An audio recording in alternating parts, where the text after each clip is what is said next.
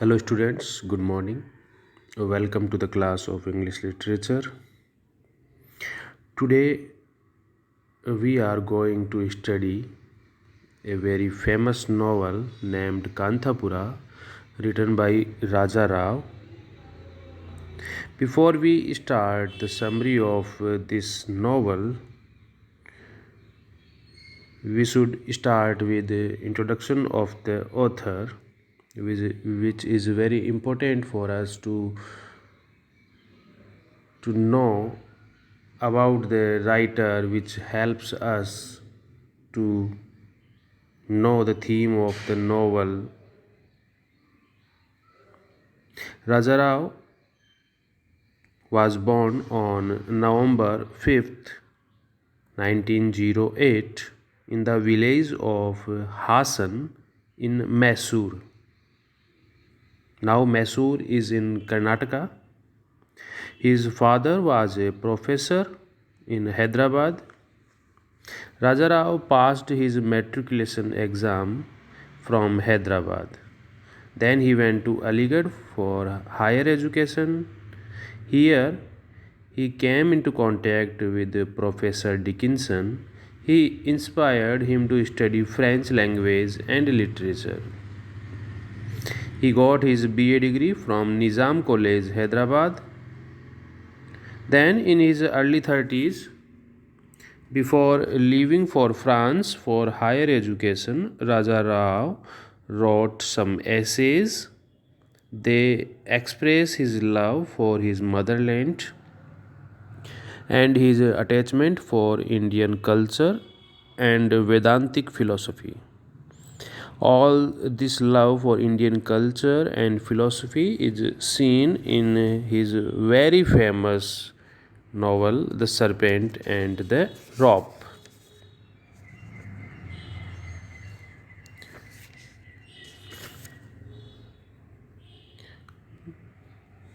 Now we will talk about our novel Kanthapura. It was written in 1938. By writing this novel, the novelist Raja Rao made his reputed place as a novelist. Here I want to mention that in his all lifetime, Raja Rao wrote only 3 novels, and Kanthapura is one of them. Second one is The Serpent and the Rope, and the third one is The Cat and the Shakespeare. This novel Kanthapura is a vivid, graphic, and realistic picture of Gandhian struggle for the freedom of the country. This is one of his artistically best novels. E.M. Foster, a novelist, English novelist, has praised it as the finest novel to come out of India in recent years. Now we will go through its summary.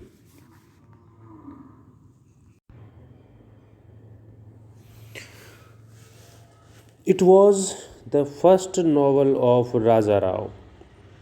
In many ways, it is one of his most perfect and satisfying works.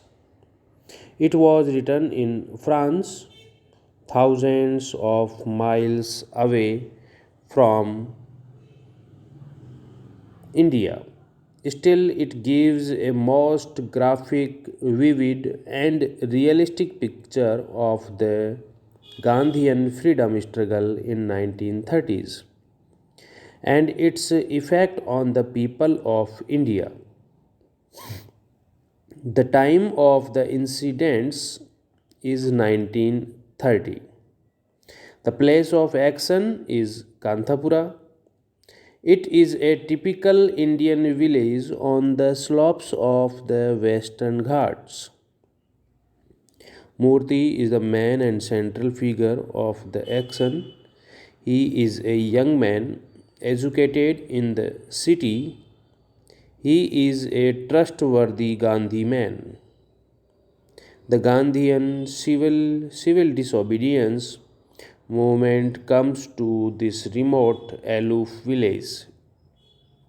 When Murthy comes from the city with the message of the Mahatma, he goes to every door, even in the Pariha quarter of the village. Pariha are the untouchables. He tells the villagers the significance of Gandhi's struggle for independence. He asks them to take to charkha spinning and weaving their own cloth. After that, the Congress committee is formed in Kanthapura. Publicity material is brought from the city. The material is free circulated and distributed in the village. A group of volunteers is formed and they are trained and educated so that they may remain non-violent before government tortures. In the work of organizing the freedom struggle in Kanthapura, Ratna helps Murthy. She is a young lady of progressive and enlightened views. Patel Range Gowda, the chief Patel of the village, also helps him. On the other hand, the British government, on her part, takes prompt actions to face the movements of the Gandhi men and to suppress the movement. A policeman named Bade Khan is posted in the village to keep a watch on the villagers. A Brahmin Bhatta actively supports the policeman. Bhatt gets support from a Swami in the city who is a powerful religious authority. He does not like religious awakening among the people of the village. The Swami practices much influence on the ignorant village people. He threatens to expel those from the Hindu religion who associate with the low caste people as parihas. Murthy is actually expelled and a few young men left him. But on the whole, the people remain fearless and firm in their support to the Gandhian movement. The report about the Dandi March of Mahatma Gandhi to break the salt law and the enthusiasm it has produced throughout the country reach Kanthapura and do a lot to invoke the public morale. Very soon, satyagrahs and picketings means छोटी मोटी लड़ाइयाँ takes take place. The villagers do satyagrah outside the Todi plantation under the leadership of Murthy. There is lathi charge.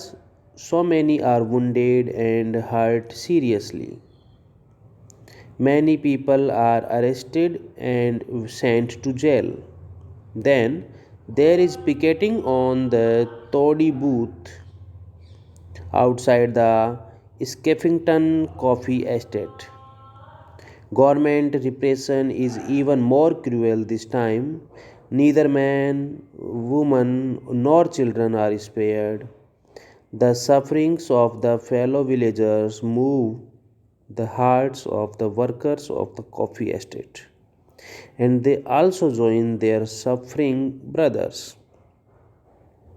The atmosphere resounds with the shouts of Mahatma Gandhi ki jai. More people are arrested. Murthy is also arrested and sent to jail for a long term. In his absence, Ratna looks after the working of the Congress in the village. Women are organized and trained. Then there is no tax campaign. The villagers are directed not to pay land revenues to the unjust British government. They are asked to remain silent and non-violent even if their fields, crops, cattle, and houses are occupied and auctioned. In the beginning, they remain non-violent, but soon violence breaks out. Government cruelly repress the movement. There are ruthless lathi charges and even shootings. The atmosphere is filled with shrieks and cries as well as with shouts of Mahatma Gandhi ki jai.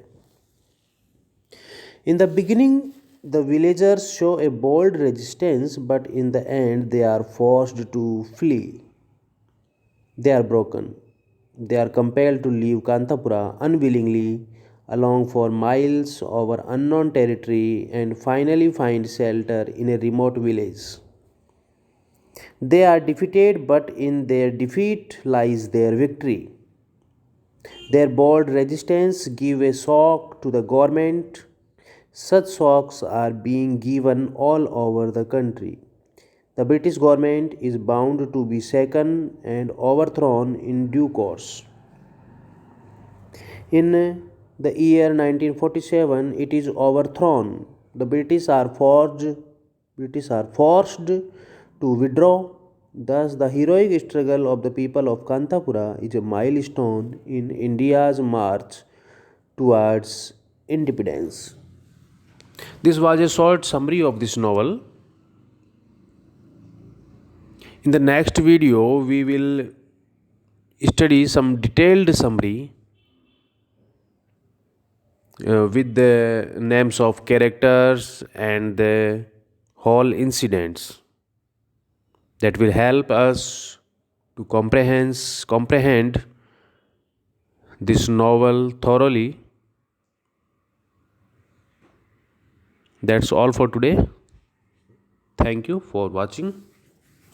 Bye.